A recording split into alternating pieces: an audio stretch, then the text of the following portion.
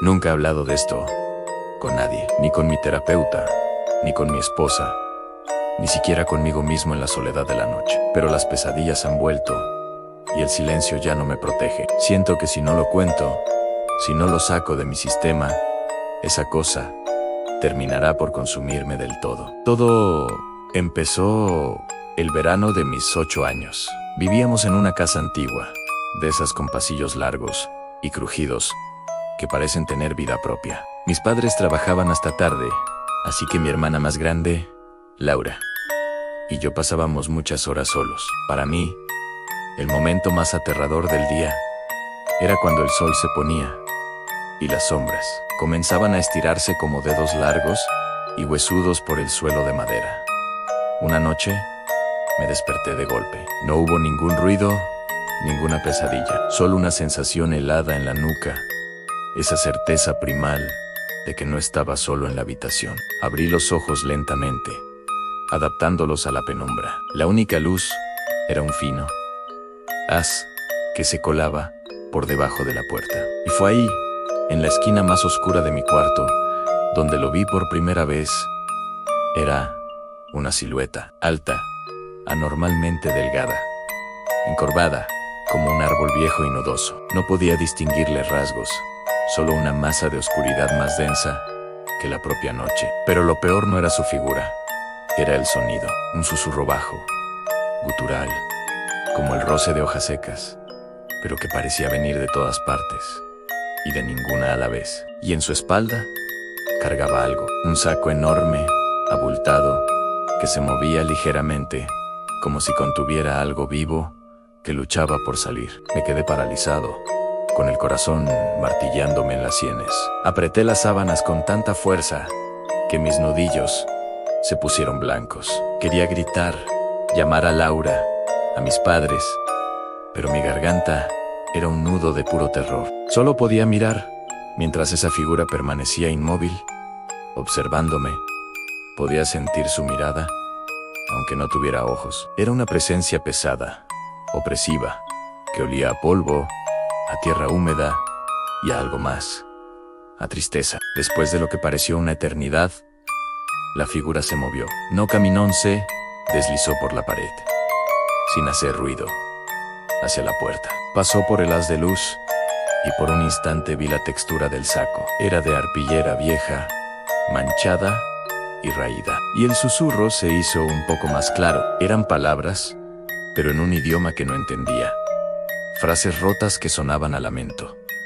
Luego, desapareció en el pasillo. No dormí más esa noche. A la mañana siguiente, intenté contárselo a Laura Nella. Siendo la hermana mayor y pragmática, se rió. Seguro fue una pesadilla. Tonto. El hombre del saco no existe. Mis padres ni siquiera me escucharon, demasiado apurados por ir a trabajar. Pero yo sabía que no había sido un sueño. La sensación de frío y el olor a tierra seguían impregnados en mi habitación. Las visitas se repitieron, no todas las noches, pero sí con una frecuencia que me mantenía en un estado de alerta constante. A veces, solo lo sentía en el pasillo. Escuchaba el arrastrar del saco y el murmullo de lamentos ahogados. Otras veces, abría la puerta de mi cuarto y se quedaba en el umbral, su silueta recortada contra la luz del pasillo, observándome en silencio durante minutos que se sentían como horas. Comencé a cambiar. Dejé de jugar, perdí el apetito. Mis notas en el colegio cayeron en picado. Vivía con un miedo perpetuo. Desarrollé rituales: dormir con la luz encendida, poner una silla contra la puerta, revisar el armario y debajo de la cama 10, 20 veces antes de acostarme. Nada funcionaba. Él siempre encontraba la manera de aparecer. Una noche fue diferente. Fue peor. Me desperté y él no estaba en la esquina. Estaba a los pies de mi cama, tan cerca que podía ver el contorno de sus dedos largos y delgados, aferrando el cuello del saco. El murmullo era más fuerte, y esta vez pude entender una palabra, repetida una y otra vez, con una voz rota por el dolor. Mío, mío. El terror me venció. Grité en un grito desgarrador, lleno de todo el pánico que había acumulado durante semanas. La puerta se abrió de golpe y Laura entró corriendo, encendiendo la luz. En el instante en que la bombilla iluminó la habitación, la figura se desvaneció. No se fue. Simplemente se disolvió en las sombras, como si nunca hubiera estado allí. Pero el saco, por una fracción de segundo, antes de desaparecer, juraría que vi la forma de un niño pequeño moviéndose dentro. Laura me abrazó.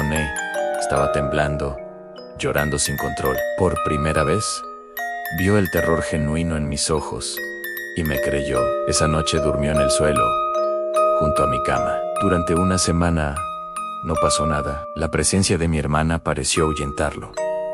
Empecé a pensar que tal vez, solo tal vez, todo había terminado. Pero la calma era solo el preludio de la verdadera tormenta. Una noche me despertó un grito pero no era mío. Era de Laura. Salté de la cama y corrí a su habitación. La puerta estaba entreabierta.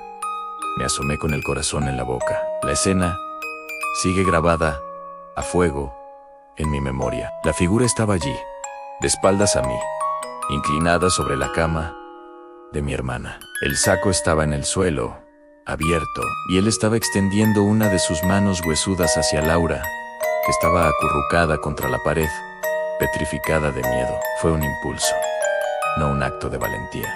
Agarré lo primero que encontré, una lámpara pesada de la mesita del pasillo, y entré corriendo en la habitación, gritando con todas mis fuerzas: «Déjala en paz». La figura se giró lentamente. Por primera vez, vi su rostro, o la ausencia de él. Era un vacío, una concavidad de sombras arremolinadas, pero en el centro, 2 puntos diminutos brillaban con una luz rojiza y moribunda, como las brasas de un fuego casi extinto. Emanaban una tristeza tan profunda, tan antigua, que me paralizó por completo. No era maldad lo que vi, era una pena infinita. Abrió la boca, un agujero negro que no emitió sonido, pero sentí su voz en mi cabeza. No eran palabras, eran imágenes, sensaciones. Vi a un hombre perdiendo a su hijo en un accidente terrible. Vi su dolor convertirse en una obsesión, en una locura que lo llevó a vagar por las noches, buscando, recogiendo lo que estaba perdido, lo que estaba solo. No robaba niños por maldad, los recogía porque creía que estaban abandonados, como él los guardaba en su saco, en un intento desesperado de llenar el vacío que le había dejado su propia pérdida. La visión duró un segundo, pero me rompió por dentro. Caí de rodillas, la lámpara se me resbaló de las manos.